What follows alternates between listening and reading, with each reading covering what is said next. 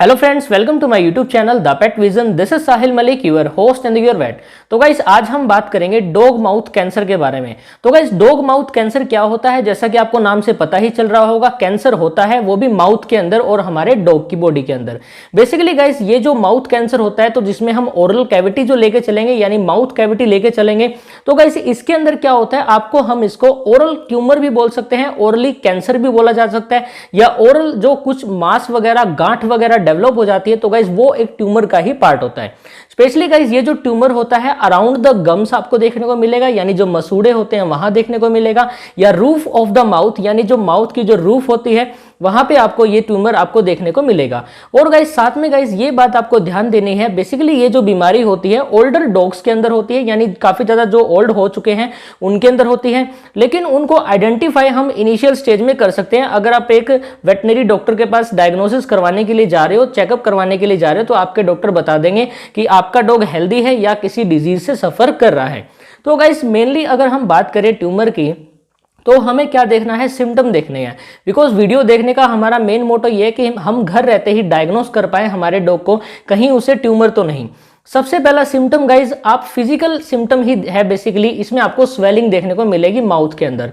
आप गाइज जैसे आपका डॉग माउथ को ओपन करता है तो आप ये नोटिस कर सकते हो कि कहीं कोई ट्यूमर सेल तो नहीं है, बेसिकली कहीं कोई ट्यूमर कोई गांठ वगैरह तो नहीं बन गई है।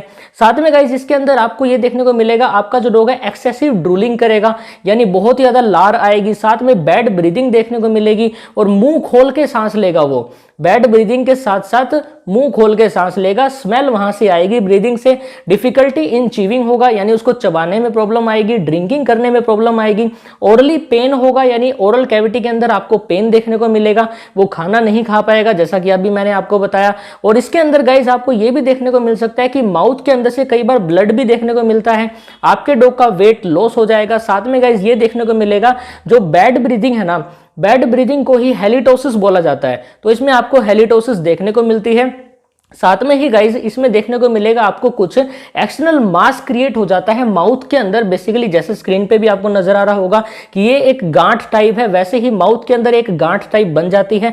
वो आपको फिजिकल देखने से, यानी आप आंखों से इजीली उस चीज को ऑब्जर्व कर सकते हो। और इसमें आपको ये देखने को मिलेगा, आपके जो डॉग के जो टीथ हैं बहुत ही ज्यादा लूज हो जाएंगे। और साथ में गाइज आपको जो लिम्फ नोड होते हैं, यानी जो यहाँ पे जो पाया जाता है, वो आपको स्वेलिंग दिखेगी उनके अंदर।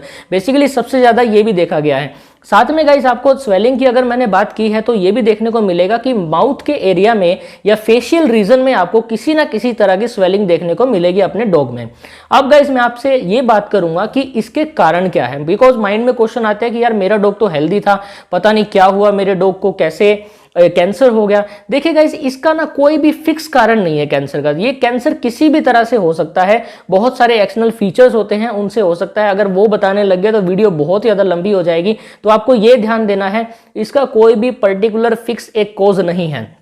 अब गाइस मैं बात करता हूं डायग्नोसिस की।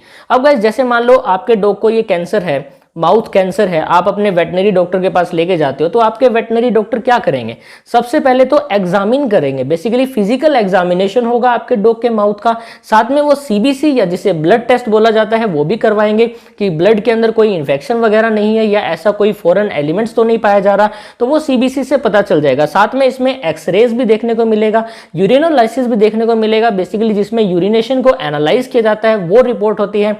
साथ में गाइज इसमें एक आपको बायोप्सी एक टर्म होती है, इसमें क्या होता है गाइस, बेसिकली ट्यूमर पार्ट को निकाला जाता है, उसके एक पार्ट को निकाला जाता है जिसको लैब के अंदर ऑब्जर्व किया जाता है कि किस टाइप का कैंसर है, किस टाइप का ट्यूमर है।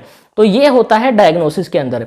अब मैं आपको बताता हूं ट्रीटमेंट से रिगार्डिंग। देखिए गाइस, इसका एकमात्र एक ही ट्रीटमेंट है। अगर किसी को फोड़ा हो जाए, किसी को गांठ हो जाए, कोई एक्सटर्नल मास आ गया, कोई एक्सटर्नल मास की एक एक्सटर्नल ग्रोथ हो रही है, तो गाइस उसका एक इलाज है सर्जरी।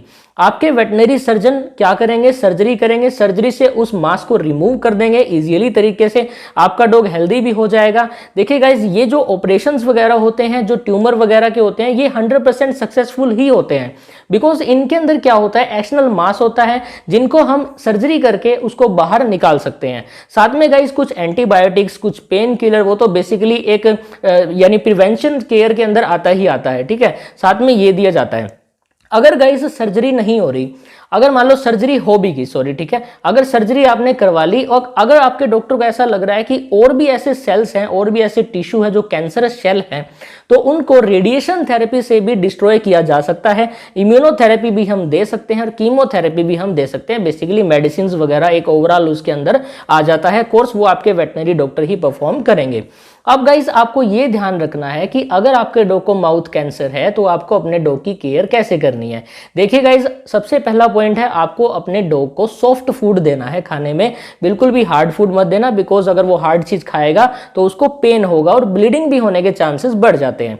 साथ में गाइस आपको इसके अंदर एनाल्जेसिक भी देनी है। एनाल्जेसिक बेसिकली पेन किलर, आप एंटीबायोटिक्स भी दे सकते हो एज ए जो हम बोलते हैं ना प्रिवेंशन के लिए या एक फर्स्ट एड के लिए, हम उसमें एंटीबायोटिक्स दे सकते हैं, उसको क्लीन कर सकते हैं जो भी एक्सटर्नल जो मांस वहां पे ग्रोथ हुआ है। और साथ में गाइस हम क्या करेंगे, डॉग को ना इसमें ना खाने में दिक्कत होगी, तो अगर हमारा डॉग नहीं खाएगा तो हमें बुरा सा लगेगा, ठीक है। तो आपको अपने डॉग को हैंड फीडिंग करवा देनी है, यानी अपने हाथों से ही आपको अपने डॉग को खाना खिलाना है। तो गाइस यही कुछ पॉइंट थे, मेन एक पॉइंट थे जो आपको समझने चाहिए ट्यूमर के केस में आपको कैसे अपने डॉग की केयर करनी है।